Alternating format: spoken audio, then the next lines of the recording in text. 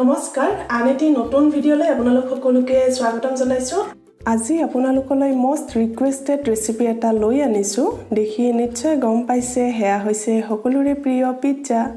homemade pizza recipe আমিনো কেনেকৈ অতি সহজে ঘৰতে পিজ্জা বনাব পাৰো চাওচোন আহক আৰু তাকো ইষ্ট নিদিয়াকৈ হয় ইষ্ট নিদিয়াকৈ ধুনীয়াকৈ পিজ্জা আমি বনাব পাৰো আৰু কেৰাহীত আৰু অভেনত দুয়োটাতে মই বনাই দেখুৱাম আপোনালোকক গতিকে বলক ভিডিঅ'টো আৰম্ভ কৰো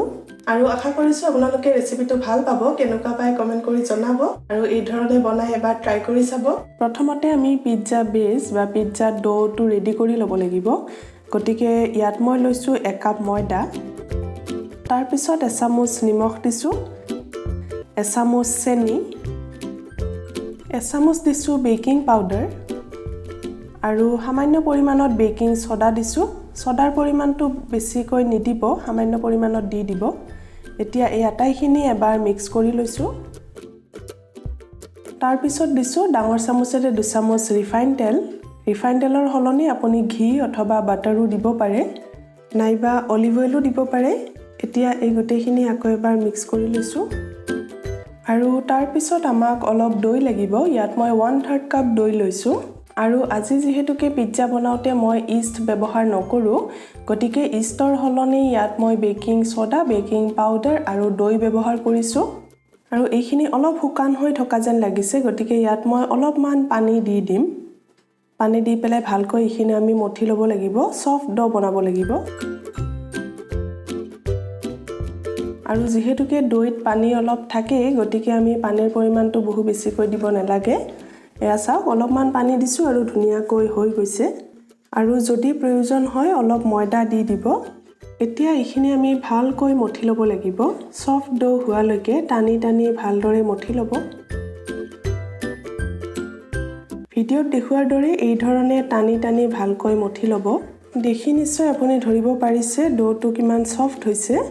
এতিয়া মই বাটিটোত ৰিফাইন তেল অকমান লগাই লৈছো আৰু এইখিনি এতিয়া 15 মিনিটৰ পৰা আধা ঘণ্টালৈকে এনেকৈ ঢাকি থৈ দিম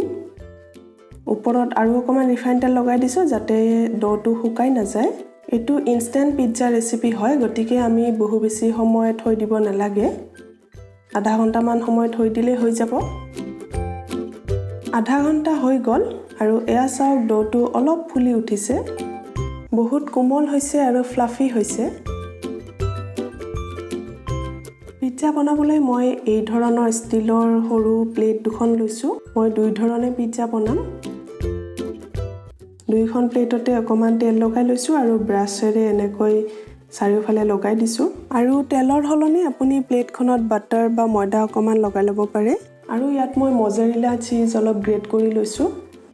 এতিয়া পিজ্জা বেছটো ৰেডি কৰি লম আৰু ডোটো মই দুটা ভাগত ভগাই লৈছো যেহেতুকে দুটা পিজ্জা বনাম এতিয়া এটা ভাগ লৈছো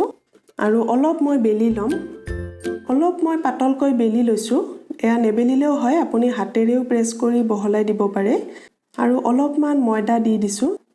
আৰু লাহে লাহে ভিডিঅ'ত দেখুৱাৰ দৰে এই ধৰণে হাতেৰে আঙুলিৰে প্ৰেছ কৰি আপুনি বহলাই দিব প্লেটখনৰ সমানে বহলাই লৈছো আৰু সাইডৰ ভাগখিনি যাতে অলপ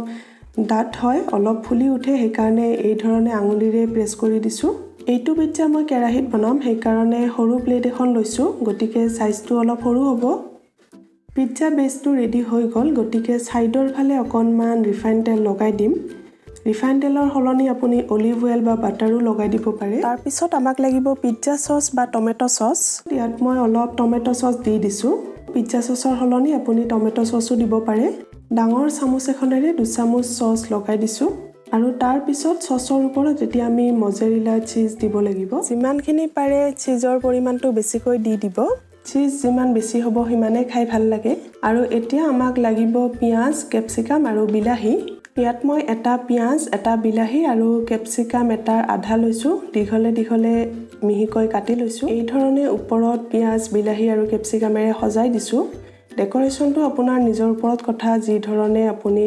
সজাব বিচাৰে তেনেকৈ সজাব পাৰে টপিংছৰ বাবে আপুনি যিকোনো পছন্দৰ পাচলি ল'ব পাৰে গাজৰো দিব পাৰে বা মাকৈ দিব পাৰে অলিভ থাকিলে অলিভ দিব পাৰে আৰু ওপৰত চিলি ফ্লেক্স অলপ দি দিছো লগতে চীজ আৰু অলপ দিছো কিন্তু ওপৰৰ ভাগখিনি অলপ কালাৰফুল হৈ থাকিবলৈ চিজ মই বহু বেছিকৈ ওপৰত দি দিয়া নাই চিলি ফ্লেক্সখিনি মোৰ ঘৰতে বনাই লোৱা হয় কেনেকৈ বনাইছোঁ তাৰে ৰেচিপিটো দিয়া আছে আপোনালোকে চাব পাৰে ভিডিঅ'ৰ লিংকটো ডেছক্ৰিপশ্যনত দিয়া আছে আৰু শেষত মই ওপৰত অকণমান জালুক গুড়িও দি দিছোঁ অৰিগেনো থাকিলে অৰিগেনো আপুনি দিব পাৰে গতিকে এয়া আমাৰ সজাই লোৱা হৈ গ'ল এতিয়া পিজ্জাটো বেক কৰিবলৈ ৰেডি হৈছে ইয়াত মই কেৰাহী এটা 10 মিনিটৰ বাবে প্ৰিহিট হ'বলৈ দিছোঁ প্ৰিহিট কৰি লোৱাটো দৰকাৰী হয় আৰু কেৰাহীত মই এডাল ষ্টেণ্ড লৈছোঁ ষ্টেণ্ডৰ সলনি আপুনি ষ্টিলৰ সৰু প্লেটো ল'ব পাৰে বা বাতিও ল'ব পাৰে আৰু ঢাকনিখনেৰে ঢাকি দিছোঁ ঢাকি দিলে ভাল হয় তেতিয়া ঢাকনিখনো গৰম হৈ থাকিব 10 মিনিট পিছত কেৰাহীটো গৰম হৈ গৈছে গতিকে ইয়াত এতিয়া পিজ্জাৰ প্লেটখন দি দিছোঁ এতিয়া ঢাকনিৰে ঢাকি দিম আৰু মিডিয়াম জুইত ৰাখি 15 মিনিট সময় হ'বলৈ দিম পিজ্জা হওঁতে 15 পৰা 20 মিনিট সময় লাগে সেয়া আপুনি চাই ল'ব মাজে মাজে চেক কৰি ল'ব আৰু এইফালে মই অভেনত দিবলৈ আৰু এটা পিজ্জা বেছ ৰেডি কৰি লৈছোঁ কিন্তু এইটো পিজ্জা বেছ মই অলপ কাটা চামুচ এখনেৰে বিন্ধাই দিছোঁ অলপ ফুটাই দিছোঁ তেতিয়া পিজ্জা বেছটো বেছি ফুলি নুঠিব কিন্তু আগৰটো মই বিন্ধাই দিয়া নাই আমি ইষ্ট ব্যৱহাৰ কৰা নাই বাবে পিজ্জা বেছটো বেছি ফুলি নুঠিব তাৰ পিছত একেই ধৰণে টমেটো সস চিজ আৰু টপিংছখিনিৰে সজাই লৈছোঁ আৰু এইটো পিজ্জাত মই অলপ চিকেন পিচেছ দি দিম অলপ ভিজাই লোৱা মাংস আছে সেইকাৰণে ওপৰত দি দিছোঁ কিন্তু মাংসখিনি মই ভাজি লোৱা নাই পিজ্জা টপিংছত আপোনালোকে পছন্দমতে চিকেন পনীৰ মাছৰুম যিকোনো দিব পাৰে এইটোও সজাই লোৱা হৈ গ'ল এতিয়া অভেনত দি দিম অভেনটোও মই 10 মিনিটৰ বাবে প্ৰিহিট কৰি লৈছোঁ এতিয়া 200 ডিগ্ৰী চেলচিয়াছত 15 মিনিট সময় হ'বলৈ দিম মই মাজে মাজে পিজ্জাটো চেক কৰি আছোঁ 20 মিনিট পিছত সম্পূৰ্ণকৈ আমাৰ পিজ্জাটো হৈ গৈছে এয়া চাওক ইমান ধুনীয়াকৈ দোকানৰ দৰে পিজ্জা ঘৰতে আমাৰ ৰেডি হৈ গ'ল অভেনত বনোৱা পিজ্জাটোও মই 20 মিনিট পিছত ওলাই আনিছোঁ ধুনীয়াকৈ আমাৰ কেৰাহীত আৰু অভেনত বনোৱা দুটা পিজ্জা ৰেডি হৈ গ'ল আৰু পিজ্জাটো মই অটিজিত বনাইছোঁ কেতিয়াবা অভেন লৈ ডিফাৰ কৰে টেম্পাৰেচাৰ আৰু টাইমটো আপুনি চাই ল'ব ইমান ধুনীয়াকৈ ঘৰতে সহজতে টেষ্টি পিজ্জা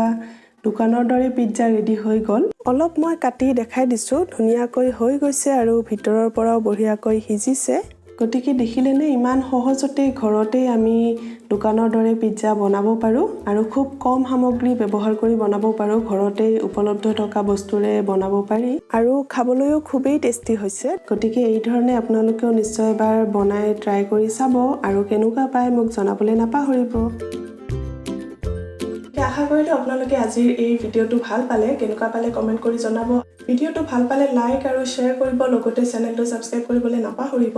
আৰু ইনষ্টাগ্ৰাম আৰু ফেচবুকত ফ'ল' কৰিব ভিডিঅ'টো চোৱাৰ বাবে সকলোকে ধন্যবাদ জনাইছোঁ আন এটি নতুন ৰেচিপি ভিডিঅ' লৈ সোনকালে পুনৰ লগ পাম তেতিয়ালৈকে সুস্থ থাকক সুখত থাকক বাই বাই